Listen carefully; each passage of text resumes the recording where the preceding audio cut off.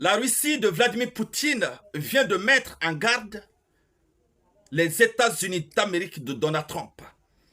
Voici la direction que je veux que ce conflit entre l'Israël et l'Iran prend. C'est cette direction que je veux, en toute sincérité. C'est cette direction que je veux pour que ces puissances-là essayent de se tenir debout et qu'ils essayent de rentrer en confrontation pour connaître exactement quelle est la puissance du monde. Mais ce qui se passe entre l'Israël et l'Iran, après, on parlera de négociations. Mais on ne saura jamais, jamais au plus grand jamais, qui est vraiment qui.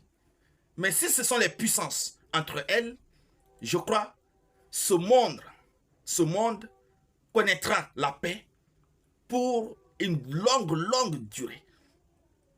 Je vais juste prendre l'exemple sur le second conflit qui a déclenché en 1939 et qui a pris fin en 1945, lorsque l'Allemagne a déclaré de façon ouverte le conflit au reste du monde, mais également en bafouant le traité qui existait entre l'Allemagne et la Russie. Là, nous avons compris qui est vraiment qui et qui est ce pays-là qui est fort dans ce monde.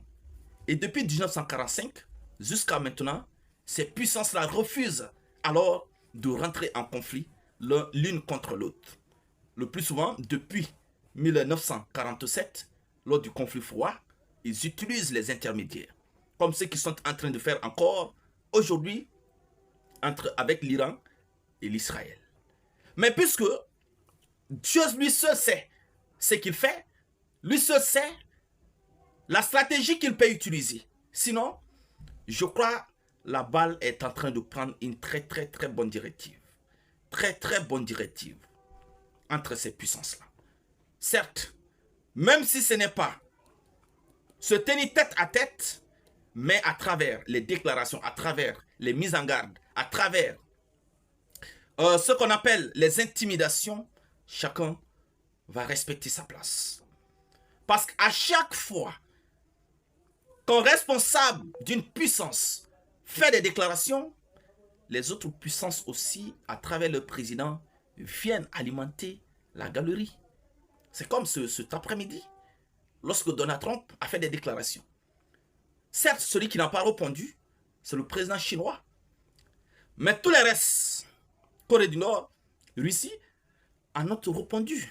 Donc ce qui voudrait dire que ces présidents suivent de près ce conflit au sein de l'Ukraine, au sein de l'Iran et l'Israël. Alors, chers dames, chers messieurs, je voudrais également mettre ce qu'on appelle une mise au point concernant ce conflit. De vous à moi, personne n'est gagnant dans ce conflit.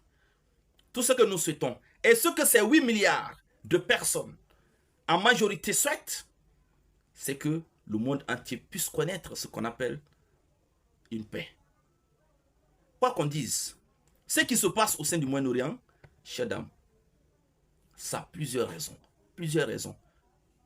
Les gens, selon leur domaine, vont vous parler de la raison religieuse, d'autres vont vous parler de la raison alors économique, ainsi de suite. Alors que la raison est palpable et se situe devant nous. Alors je voudrais vraiment souhaiter qu'il y ait de la paix. Je voudrais vraiment qu'il y ait de l'entente entre l'Iran et l'Israël. Parce que ce conflit, en quelque sorte, ne profite à personne. Ne profite à personne. Seuls ceux qui sont derrière, assis derrière les tables, avec leur petite famille, en train de s'amouracher, sont les seuls gagnants. Sont les seuls gagnants. Pendant ceux qui se tiennent le coup, sont les perdants. Et au finish, ils ne gagnent absolument rien. Alors, chers dames, je voudrais dire quoi? Encore une fois de plus, le conflit est en train de prendre une direction. Lorsque les grandes puissances vont décider de se prendre au col elles-mêmes, je crois que cela va donner une autre connotation au monde entier à travers la paix. Je vous remercie.